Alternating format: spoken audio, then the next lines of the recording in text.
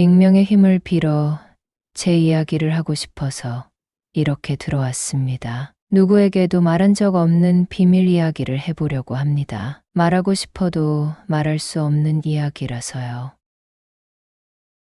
좋아요. 구독 부탁드려요. 세상에 이런 일도 있구나. 이렇게 생각해 주시면 감사하겠습니다. 제가 아주 어렸을 때 저희 부모님은 이혼을 했고 한동안 저는 아버지와 둘이 살았습니다. 그러던 중 저희 아버지는 재혼을 했고 새엄마가 생기게 되었어요. 친엄마에 대한 기억은 그리 많지 않습니다. 새엄마는 저희 집에 들어와 살기 시작하면서 집안 분위기를 항상 밝게 유지해 주는 분이었습니다. 재혼 가정에서 살고 있다는 생각이 들지 않도록 만들어 주었죠. 친구들에게는 저희 엄마가 새엄마라는 사실을 말하지 못했습니다. 언젠가부터 저는 자연스럽게 제가 재혼 가정에서 자랐다는 사실을 말하게 되었고, 그런 것이 저에게 상처가 되거나 하지 않았습니다. 그만큼 새엄마가 저를 사랑으로 키워준 것이겠죠. 중학교 2학년 때까지는 친엄마와 연락을 주고받았는데 저는 괜히 새엄마의 눈치가 보였습니다. 새엄마는 눈치 볼 것 없다고 말을 해주었지만 눈치가 보이는 것은 어쩔 수 없었어요. 중학교 2학년 겨울에 친엄마는 재혼을 하게 되었다고 말하고 그 후로는 연락이 끊겼습니다. 어린 나이에도 엄마가 재혼을 했으니 연락을 하면 안 된다고 생각했던 것 같습니다. 엄마도 가정이 생겼으니 저는 엄마에게 혹이 된 것이겠죠. 새엄마는 평범한 외모를 가진 분이지만 언제나 밝은 분이었기 때문에 외모도 아름다워 보였어요. 새엄마는 50이 넘은 나이에도 딱히 외모를 관리한 것도 아닌데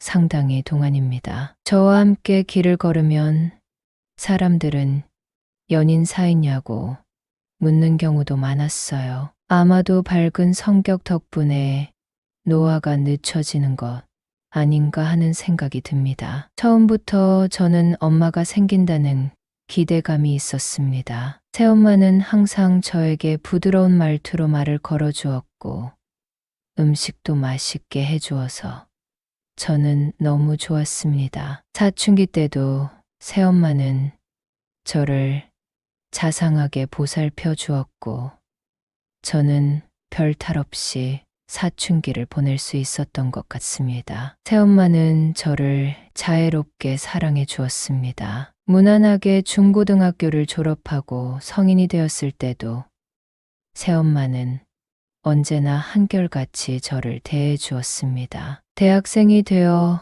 여자친구가 생기고 여자친구와 밤을 보내기도 해봤는데 뭔가 모를 허전함 같은 것이 있었습니다. 새엄마는 제가 말하는 것을 다 들어주었기 때문에 저는 여자친구와 어떤 데이트를 했는지도 새엄마에게 말하곤 했죠. 새엄마는 재미없는 얘기도 잘 들어주었습니다. 맞장구를 쳐주고 그런 일이 있을 때 기분이 어땠냐고 물어봐 주기도 하는 새엄마에게 뭔가 얘기를 한다는 것은 너무 신나는 일이었습니다. 군대를 다녀온 후부터 저는 새엄마보다 나은 여자가 없기 때문에 여자친구를 사귀는 것에 흥미를 잃었습니다. 새엄마에게 대한 마음이 너무 커졌지만 컨트롤이 안 될 정도는 아니었어요. 제대 후에 복학을 준비하며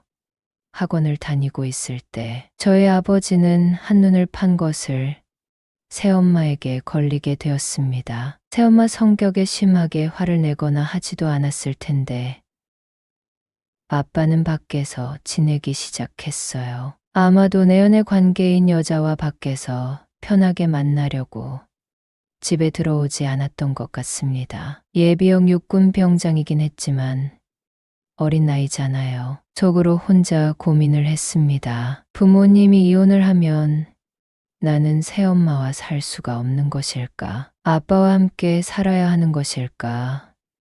이런 고민 말이죠. 복학을 하고 저는 공부도 많이 하고 놀기도 잘 놀았습니다. 바쁘게 지내는 저를 새엄마는 잘 챙겨주셨죠. 밖에 나가 한참 다른 곳에 정신이 팔려있는 아버지가 새엄마의 생일 같은 것을 챙겨줄 일도 없었겠죠. 내가 신경 쓰지 않으면 누구도 신경 써줄 사람이 없을 것 같아 저는 새엄마와 시간을 보내기 위해 노력했습니다. 친구들과의 약속을 많이 줄이고 별일 없으면 일찍 귀가해서 새엄마와 저녁을 먹으려고 노력했습니다. 새엄마의 생일에는 둘이 외식을 하고 생일 축하 노래도 불러주었습니다. 샴페인도 마시며 신나는 분위기를 만들려고 노력했지만 새엄마는 환하게 웃는 표정 뒤에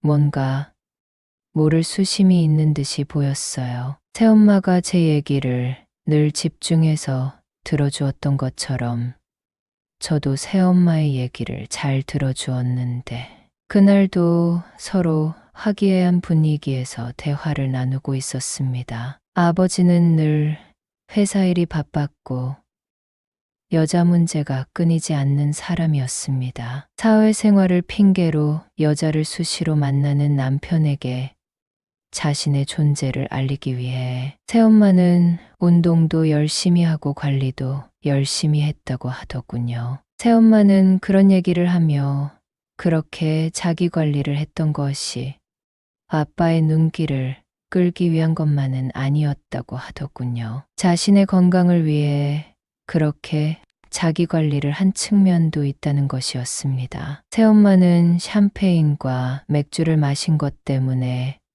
발그레한 얼굴이 되어 저에게 말을 했습니다. 아빠와 밤을 보낼 때 제 얼굴이 떠올랐다는 얘기를 하면서 얼굴을 붉히더군요. 그리고 요즘은 가지를 사용해 끓어오르는 것을 잠재운다고 하며 웃는 것이었습니다. 저는 부끄러운 마음이 들어 고개를 숙이고 있었습니다. 저의 표정을 새엄마에게 들키고 싶지 않았거든요. 새엄마는 졸음이 몰려온다고 하면서 강으로 들어갔고 저는 식탁을 정리하고 제 방으로 들어갔습니다. 침대에 누워 곰곰이 생각해 봤죠. 아까 엄마가 한 말이 무슨 뜻일까? 아빠와 밤을 보낼 때 내가 떠올랐다는 것은 무슨 의미일까? 그것 때문에 힘들었다고. 이런 생각이 꼬리에 꼬리를 물고 결국 저는 새엄마가 나를 남자로 봤다는 뜻인가 하는 생각이 들었어요. 한참 뒤척이다가 저는 안방문을 열고 들어갔습니다. 자, 이렇게 물었는데 새엄마는 아니, 이렇게 대답을 하더군요. 아까 그 말이 무슨 말이야?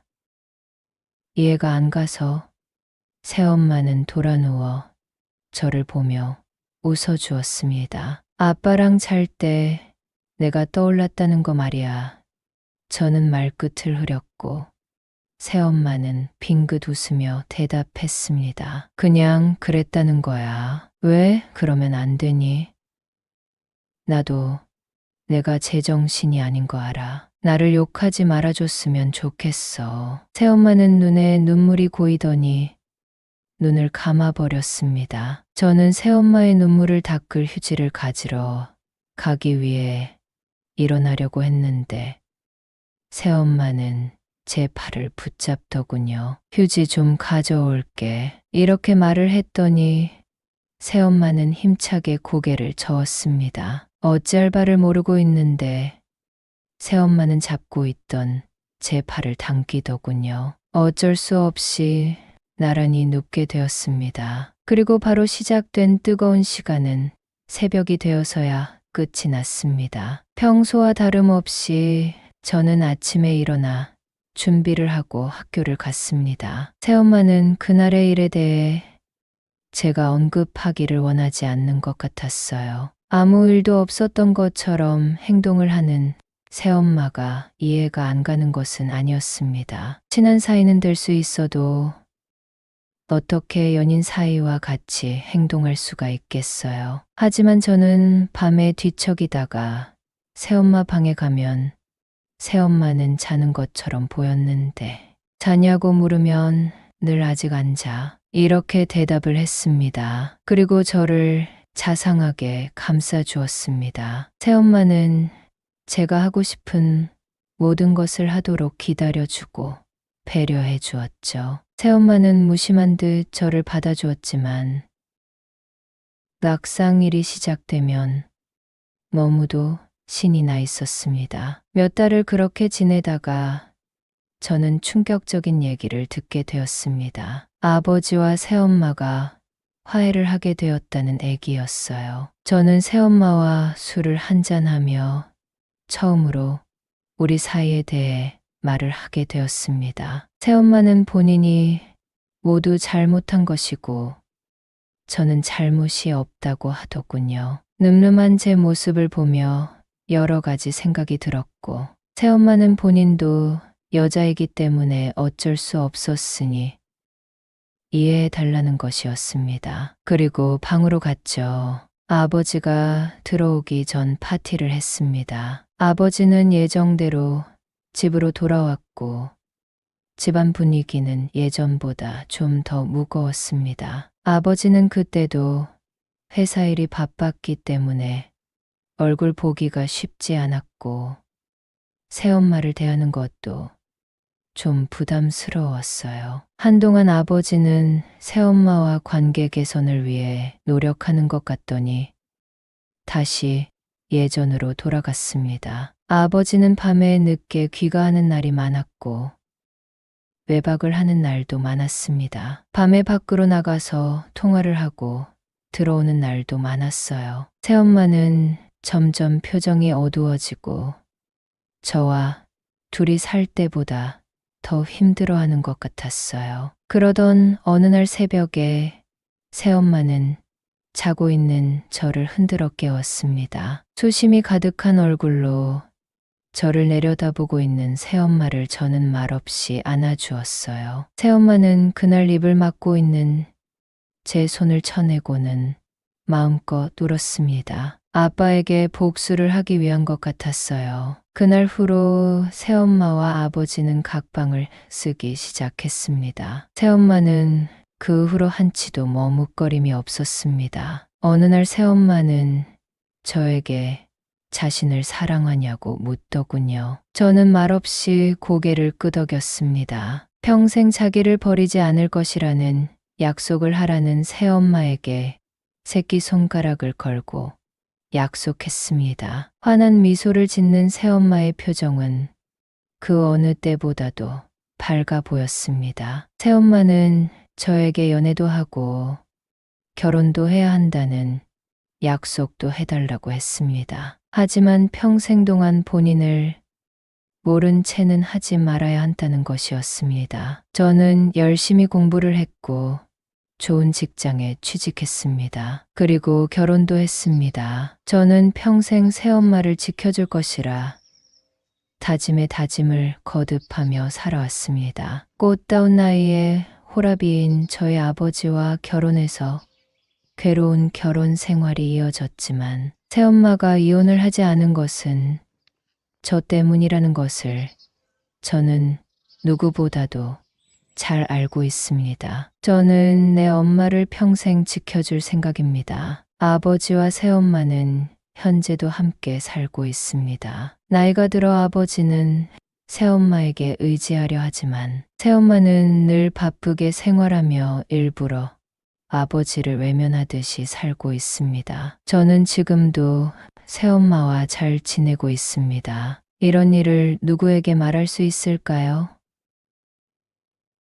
어딘가에 털어놓고 싶어서 이렇게 글을 적어 올립니다.